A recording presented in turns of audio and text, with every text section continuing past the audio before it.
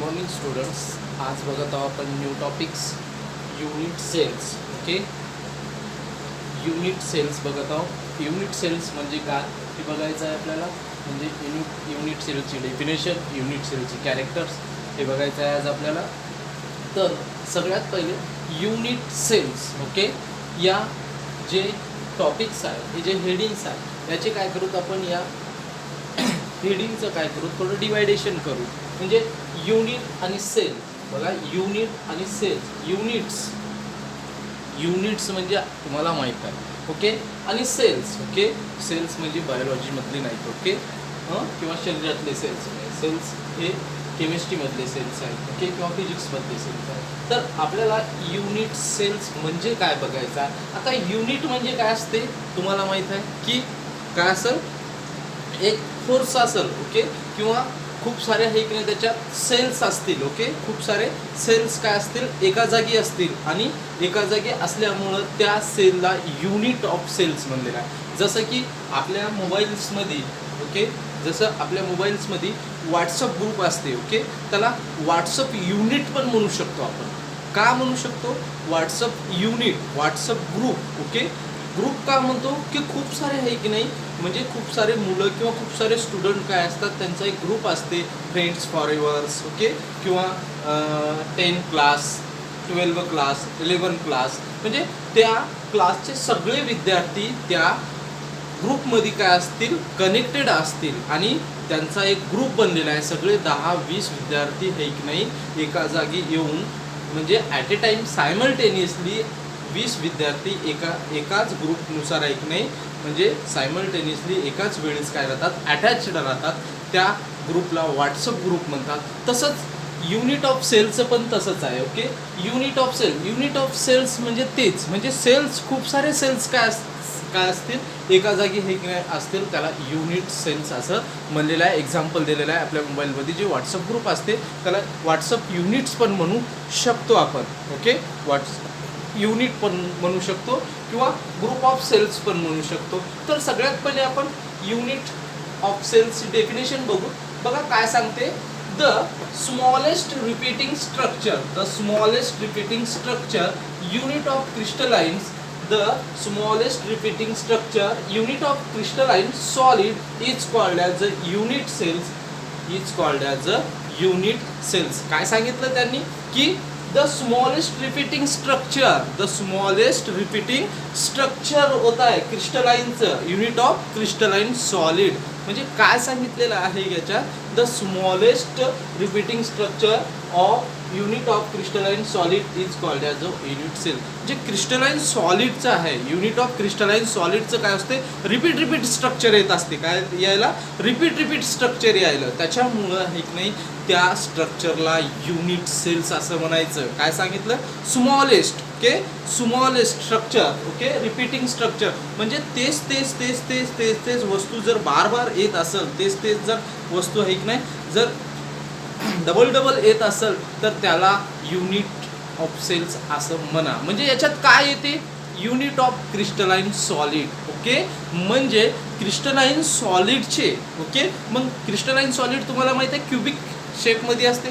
मग ते crystalline solid जे क्युबिक शेपमध्ये असते, ते क्युबिक शेप आहे की नाही, एक क्युबिक शेप नंतर दुसरा क्युबिक शेप नंतर तिसरा क्युबिक शेप, तिसरा नंतर चौथ्या नंतर पाचवा, हे असं काय एकमेकाला अटॅच असतात. आणि ते कसे असतात, रेग्युलर अरेंजमेंट असते. ओके, रेग्युलर अरेंजमेंट असते कोणाची, क्युबिक शेपची किंवा क्रिस्टलाइन सॉलिडची. क्रिस्टलाइन जे सॉलिड आहे, जे क्रिस्टल्स आहे, त्याचं क्युबिक काय शेप आहे, म्हणून त्याला आपण काय म्हणतो, क्युबिक शेपची आहे की नाही, काय रिपीटिंग होत आहे, रिपीटिंग स्ट्रक्चर येत आहेत. ओके, डबल ते स्ट्रक्चर येत आहे, आणि ते एकमेकाला काय लॉंग रेंजमध्ये काय असेल, लॉंग रेंज ऑर्डरमध्ये काय अटॅचमेंट असेल, आणि काय असेल ते रेग्युलर अरेंजमेंट असेल, त्यालाच रिपीटिंग स्ट्रक्चर म्हणतात.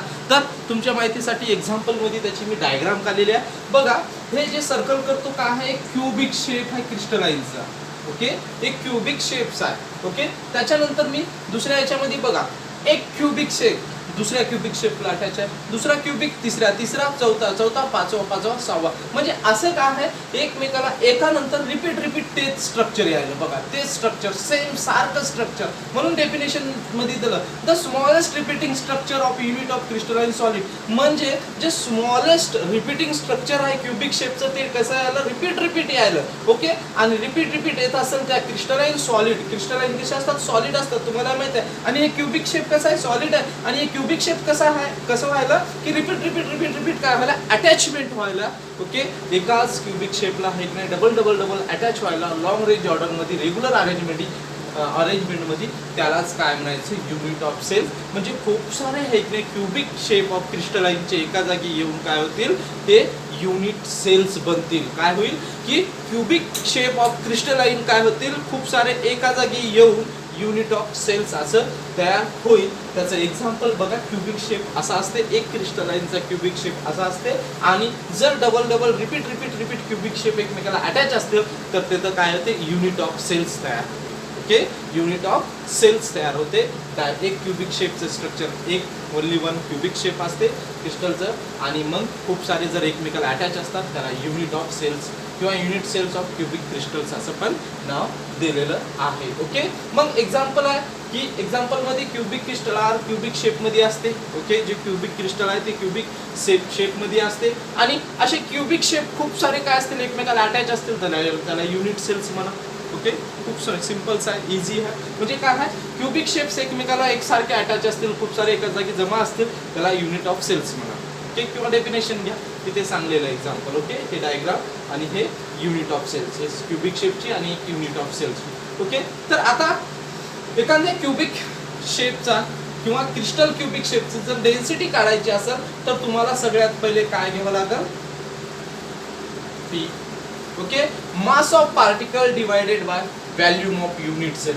म्हणजे त्या पार्टिकलचा मास तुम्हाला घ्यावा लागेल आणि व्हॅल्यूम ऑफ युनिट सेल. आणि जे तुमची युनिट सेल्स आहे त्याची व्हॅल्यूम घ्यावं लागेल. आणि नंतर तुम्हाला त्याची डेन्सिटी काढता येते. आणि डेन्सिटी काय डिनोट करतात पीनं. ओके. डेन्सिटी डिनोट करतात पीनं. Okay. Equal to mass of particle. ज्या पार्टिकलचा तुम्हाला मास घ्यावा लागेल वेट घ्यावा लागेल आणि त्याला डिवायडेड जे युनिट सेल्स आहे त्याची व्हॅल्यूम घ्यावा लागेल. ओके. आणि नंतर तुम्हाला काय भेटेल डेन्सिटी भेटेल. ओके. तर हे आहे.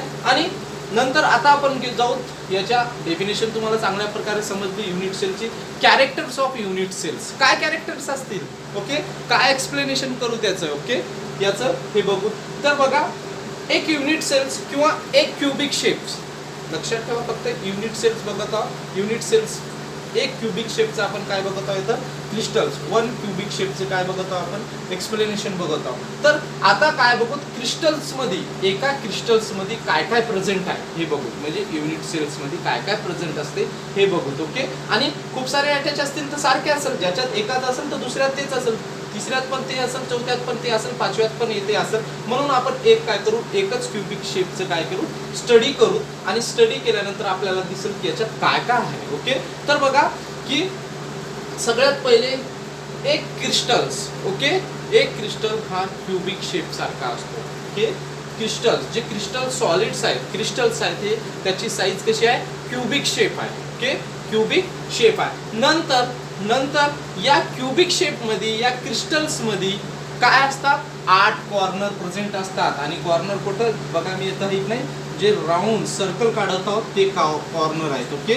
बघा हे काय आहे कॉर्नर आहेत. आणि ते किती आहे 1 2 3 4 5 6 7 8. ओके.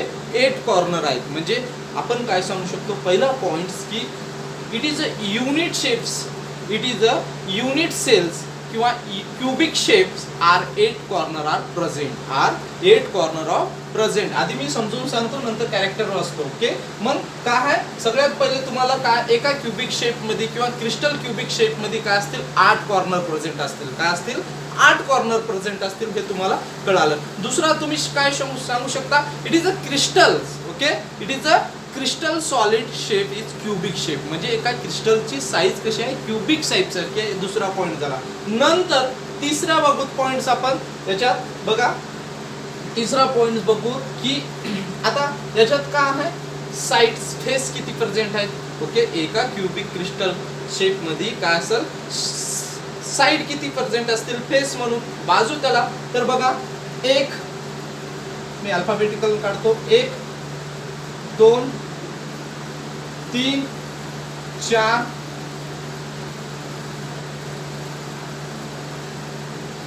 4 5 बॅक साइड आणि हे फ्रंट साइड 6.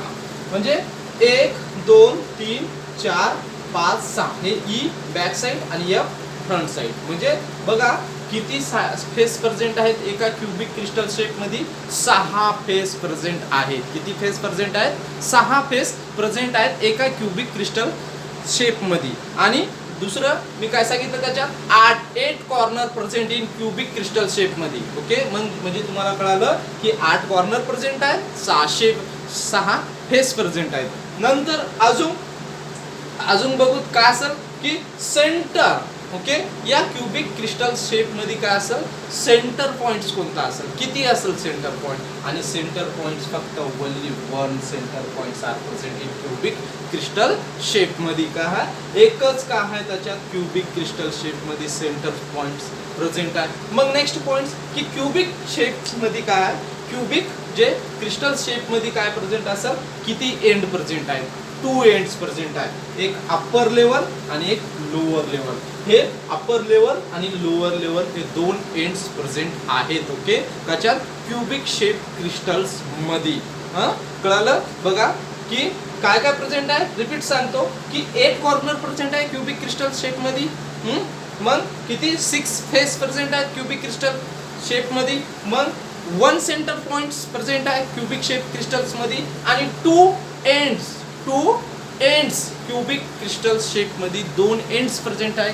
ओके, म्हणजे अशा प्रकारे तुम्ही क्यूबिक शेप मध्ये म्हणजे 4 प्रकारच्या हे तुम्ही महत्त्वाचे पॉइंट्स बघितले. अजून पण प्रेझेंट आहे याच्यात. Okay, the angles between the axis denoted by alpha beta आणि गॅमा. म्हणजे एका क्यूबिक शेप्स मध्ये, ओके, क्यूबिक शेप मध्ये काय असते, अँगल्स प्रेझेंट असतात आणि 3 प्रकारचे अँगल प्रेझेंट असतात. Okay, angles between the axis and denoted by काय असतात, अँगल्स किंवा सॉरी ॲक्सिस असतात. आधी ॲक्सिस घेऊ नंतर अँगल घेऊ. ओके, ॲक्सिस किती असतात, 3 असतात.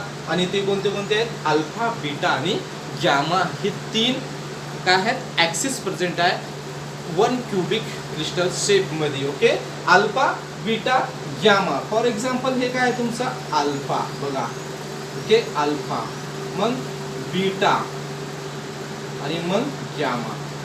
हे 3 काय आहेत, ॲक्सिस प्रेझेंट आहेत क्यूबिक क्रिस्टल शेप मध्ये. Alpha beta gamma. It is a present of cubic crystal shape 3 axis alpha beta आणि गॅमा. 3 ॲक्सिस त्याच्यात काय आहेत, प्रेझेंट आहेत. ओके, नंतर it is a cubic shape crystal. It is a cubic crystal shape present in 3 angles. Okay, 3 angles, width, length, height. Okay, त्याला denote करू A B C. Okay, width, length, height. म्हणजे अशा प्रकारचे cubic crystal shape मध्ये आहे का, एवढं म्हणजे एवढे सारे पॉइंट्स काय असतात, प्रेझेंट असतात. आणि हे जे जेव्हा सगळे प्रेझेंट असतील तेव्हाच काय बनते, एक क्यूबिक क्रिस्टल शेप बनते. आणि असे क्यूबिक क्रिस्टल शेप्स आहेत नाही, एकमेकाला खूप सारे अटॅच असतात, रेग्युलर अरेंजमेंट असतात, त्यालाच युनिट सेल्स म्हणतात. ओके, त्यालाच काय म्हणतात, युनिट सेल म्हणतात. आणि जे ॲक्सिस असतात याच्यात, ओके, अल्फा बीटा गॅमा ते 90 डिग्री सेल्सिअसचेच असतात, सेम असतात. ओके, अल्फा बीटा गॅमा काय असतात, ते अल्फा बीटा गॅमा हे 90 डिग्री सेल्सिअसचे सेम सारखेच असतात. तेच आहेत कॅरेक्टरिस्टिक जे एका क्यूबिक शेल म्हणजे आता युनिट ऑफ सेल्स मध्ये काय असेल ते सेम असेल. जे एक क्रिस्टल क्यूबिक शेप मध्ये जे प्रेझेंट असेल तेच युनिट ऑफ सेल्स मध्ये असेल. ओके, प्रत्येक युनिट आता जे हे युनिट ऑफ सेल्स आहे, या युनिट ऑफ याच्यामध्ये पण एका क्रिस्टल क्यूबिक शेप मध्ये 8 कॉर्नर प्रेझेंट आहे, तर दुसऱ्यामध्ये पण तेच असतील, तिसऱ्यामध्ये, चौथ्यामध्ये, पाचव्यामध्ये, 6व्यामध्ये. फेस पण किती आहे, 6 आहे, तर 6 पण फेस असतील सगळ्यामध्ये. एक काय सेंटर पॉईंट, तर सगळ्यामध्ये सेंटर पॉईंट एकच असेल. आणि मग काय असेल, त्यांच्या 3 ॲक्सिस असतील अल्फा बीटा गॅमा आणि 3 अँगल्स असतील. Okay, width, length, heights A B C त्याला डिनोट केलेला आहे. आणि 2 एंड्स असतील लोअर आणि अप्पर. हे युनिट ऑफ सेल्स म्हणजे कॅरेक्टर्स आहे, इथं पण आहे तेच आहे. इथं जे मी एक्सप्लेनेशन केलेलं आहे या क्युबिक क्रिस्टल शेपचं तेच सगळं इथं मी रायटिंग वर्कमध्ये तुम्हाला दिलेलं आहे. ओके, तर एकदा रिकॉल करू की युनिट ऑफ सेल्स काय असते. मी सांगितलं की काय असेल की the smallest repeating structure of crystalline solid is called as unit cells. म्हणजे काय सांगितलं की एक क्युबिक शेप्स आहे. ओके, एक क्युबिक शेप्स आहे, ते डबल डबल डबल डबल एकमेक डबल डबल एक अटॅच होत असेल किंवा एका जागी येत असेल त्यालाच युनिट ऑफ सेल्स म्हणा. एक्झाम्पल तुम्हाला व्हॉट्सअप ग्रुप दिलेला आहे, त्या व्हॉट्सअप ग्रुपमध्ये खूप सारे मित्र आपले काय असतात, कनेक्टेड असतात. ओके, म्हणून तेव्हा व्हॉट्सअप ग्रुप तयार होते. ओके, व्हॉट्सअप ग्रुप तयार होते. तसंच युनिट सेल तेव्हा तयार केव्हा होते, जेव्हा असे क्युबिक क्रिस्टल शेप्स आहेत ना एकमेकाला आहेत ना रेग्युलर अरेंजमेंटमध्ये लॉंग रेंज ऑर्डरमध्ये काय असतील अटॅच असेल तेव्हा ते काय होतं, युनिट ऑफ सेल्स काय होईल, तयार होईल. म्हणजे रिपीट रिपीट रिपीट तेच स्ट्रक्चर काय होईल, अटॅच होतील एकाला. मग डेन्सिटी सांगितली तुम्हाला. ओके, त्याला डिनोट पीने करतात mass of particles divided by volume of unit cell. Okay, यानुसार तुम्ही काय करू शकता, त्याची डेन्सिटी काढू शकता. मग मी काय सांगितलं की वन जे क्युबिक क्रिस्टल शेप्स आहेत म्हणजे त्याच्यामध्ये काय काय प्रेझेंट असतात, तर त्याच्यामध्ये सगळ्यात पहिले आपण काय बघितलं की क्रिस्टल शेप, जे क्रिस्टलचं शेप असते ते क्युबिक्स असते हे बघितलं सगळ्यात पहिले. मग नंतर बघितलं की एक वन क्युबिक क्रिस्टल शेपमध्ये काय 8 कॉर्नर प्रेझेंट असतात, 6 फेस प्रेझेंट असतात, 1 सेंटर पॉईंट्स प्रेझेंट असते, 2 एंड्स प्रेझेंट असतात आणि नंतर जे बघितलं की 3 ॲक्सिस असतात आणि 3 अँगल्स असतात आणि 2 एंड्स असतात. हे आपण युनिट्स ऑफ सेल्समध्ये बघितलं. हे युनिट ऑफ सेल्स आहे. ओके, माझी यूट्यूब लिंक्स पण आहे, मी ते तुम्हाला देतो. त्याला एक लाईक करा, सबस्क्राईब करा आणि बेल आयकॉनचं बटन पण दाबा. ओके, जर आवडलं असेल तर आणि खाली कमेंट पण करा. ओके, हे युनिट ऑफ सेल्स. नेक्स्ट टॉपिक्समध्ये आपण नेक्स्ट लेक्चरमध्ये नेक्स्ट टॉपिक्स बघू. Okay, bye.